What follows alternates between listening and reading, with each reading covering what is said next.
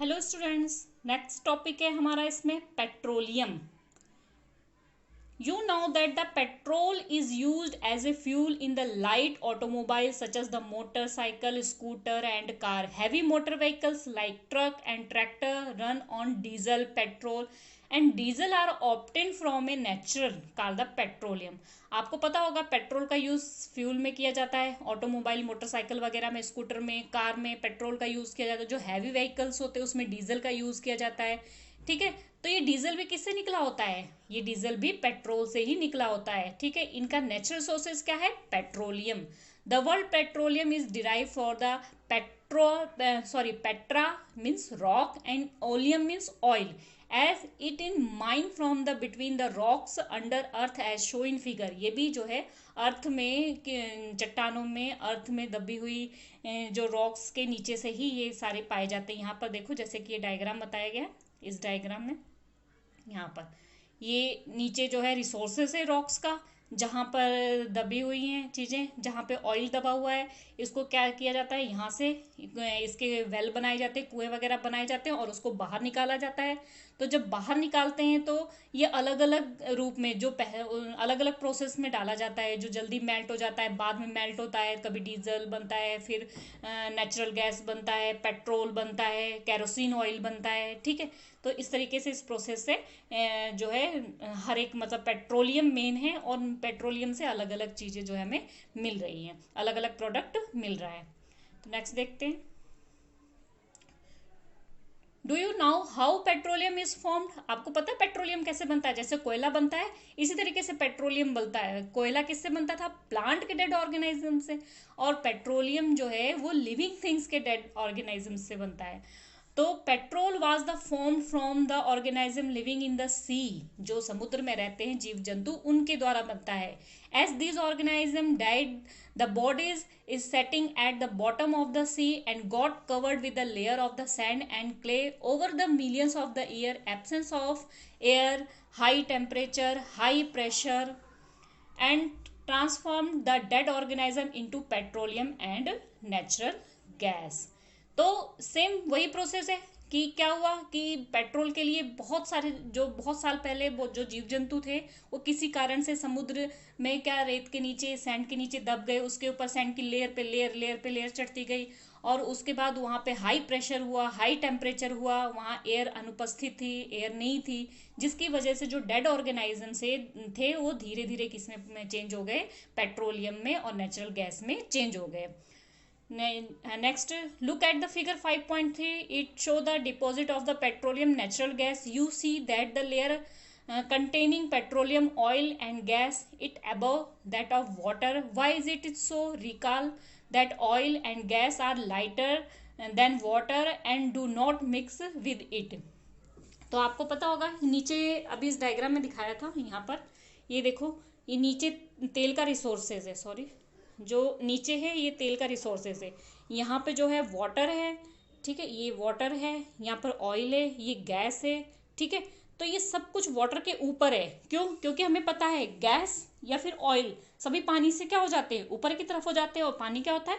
नीचे होता है। इसकी वजह से फिर वो क्या होता है, ऊपर से जो ऑयल जो है वो निकाल लिया जाता है।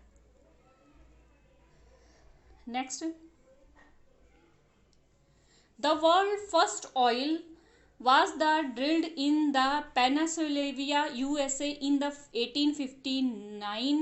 8th year later, in the 1867, oil was struck at the Makum in Assam. In India, oil is found in Assam, Gujarat, Mumbai High and in the river basin of the Godavari and Krishna. तो इस तरीके से ये USA में मिला। ठीक है, 8 साल तक वहाँ पे, 8 साल बाद फिर धीरे धीरे यहाँ पर असम में, इंडिया में मिला। वहाँ से फिर कई जगह थी, जैसे गुजरात, मुंबई, ठीक है, और गोदावरी, कृष्णा, यहाँ से ये पेट्रोलियम जो है प्राप्त हुआ।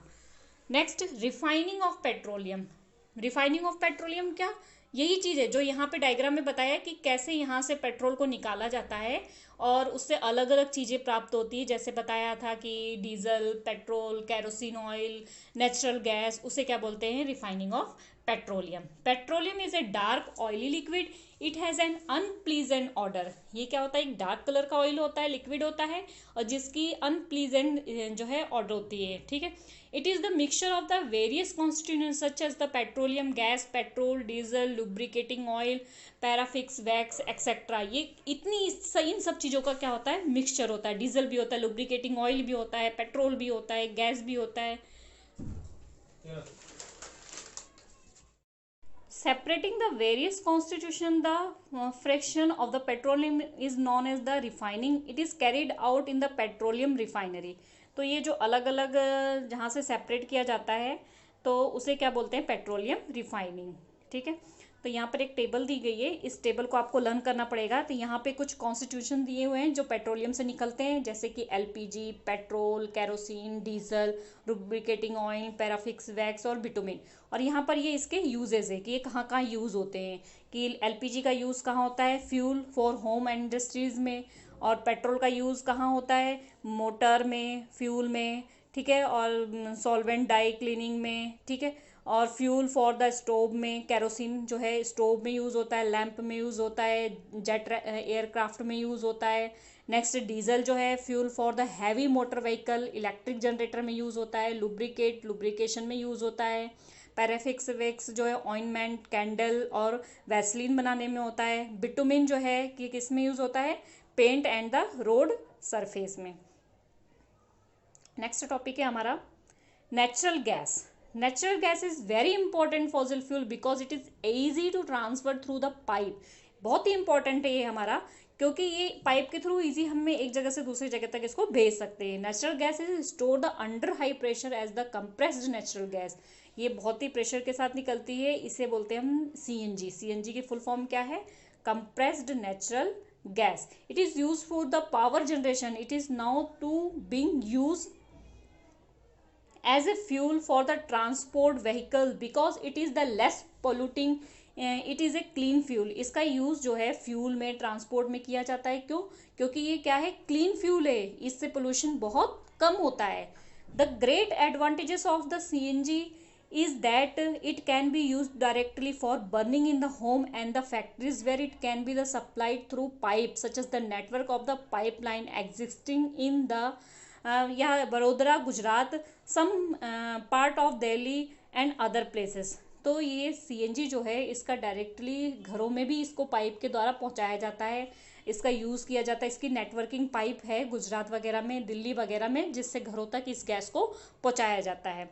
Natural gas is also used as a starting material for the manufacturing of a number of the chemical fertilizers. India has the vast resources of the natural gas in our country. Natural gas has been found in the Tripura, Rajasthan, Maharashtra and in the Krishna Godavari delta. तो इसका use जो है काफ़ी manufacturing में भी, इसमें chemical वगैरह, fertiliser वगैरह बनाने में भी किया जाता है। और ये हमारी कंट्री में बहुत जगह मिलता है, जैसे त्रिपुरा में, राजस्थान में, महाराष्ट्र में, कृष्णा गोदावरी डेल्टा में ये जो नेचुरल गैस है मिलती है। Can coal, petroleum and natural gas be prepared in the laboratory from the dead organism.